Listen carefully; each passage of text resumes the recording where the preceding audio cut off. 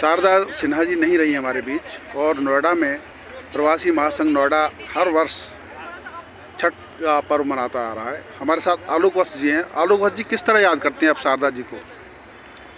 देखिए विनोद जी, शारदा जी से मेरा संबंध बहुत पुराना रहा जी। और एक तरीके से पारिवारिक संबंध था।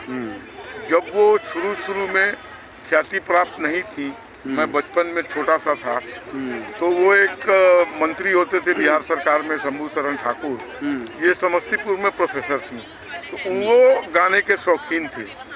तो उनके यहाँ ये आकर ऐसे ही 10-20 आदमी के बीच में बैठ के गाती थी। मैं तब से शारदा जी को देख रहा हूँ, जब मेरी उम्र संभवतः 12-13 साल की रही होगी। उसके बाद धीरे धीरे उनके साथ पारिवारिक संबंध रहा। उनकी लड़की की भी शादी हुई, उसमें भी हमको वो साथ ले गई जिस दिन वो शादी फाइनल कर रही थी। और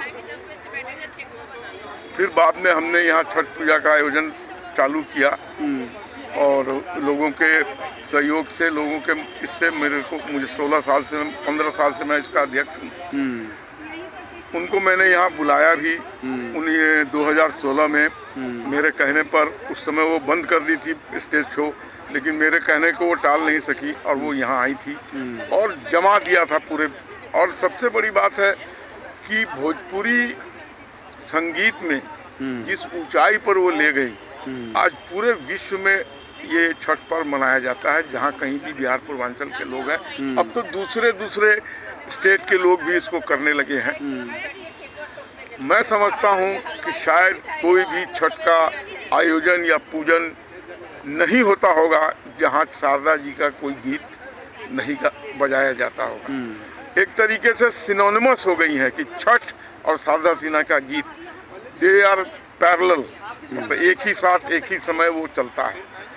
और अश्लीलता से परे, जितनी भोजपुरी गानों में अश्लीलता आ गई थी, सुहासिनी जी के बाद, क्योंकि सुहासिनी देवी लीड कर रही थी भोजपुरी संगीत को, इन्होंने उस स्थान को भरा और जीवनोपरंत इन्होंने भोजपुरी संगीत को ऊंचाइयों पर अश्लीलता से परे ले जाने का काम किया। आज उनके जाने के बाद एक बहुत बड़ा गैप समझिए कि भोजपुरी संगीत में आ गया है। वो मुझे नहीं लगता है जल्दी से भरा जाएगा।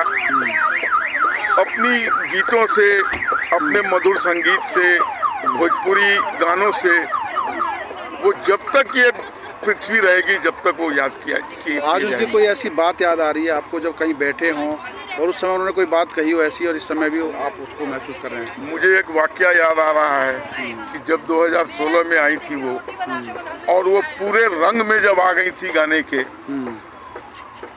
तो रविशंकर जी बार बार मुझे कह रहे थे कि मुझे स्टेज पर चढ़ा दो, मुझे स्टेज पर चढ़ा दो, मुझे कहीं जाना है।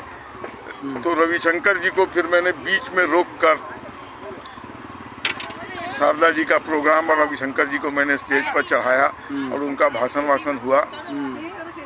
उसके बाद शारदा जी दोबारा स्टेज पर नहीं आई। बोली कि एक बार जब मेरा लय और ताल किसी ने तोड़ दिया है तो मैं फिर दोबारा नहीं स्टार्ट करूँगी। तो मन वहाँ की पब्लिक का, मेरा भी, मेरे साथियों का भी मायूस हो गया। इतने उन्होंने कहा कि एक बार जब सरस्वती आ जाती है दिल में और दिमाग में, उस लय को अगर कोई तोड़ देता है तो फिर वो दोबारा लाना संभव नहीं। ये चीज़ मुझे टीसता है कि इतने बड़े महान कलाकार को शायद रविशंकर जी को बीच में रोक कर नहीं मंच पर आना चाहिए। धन्यवाद।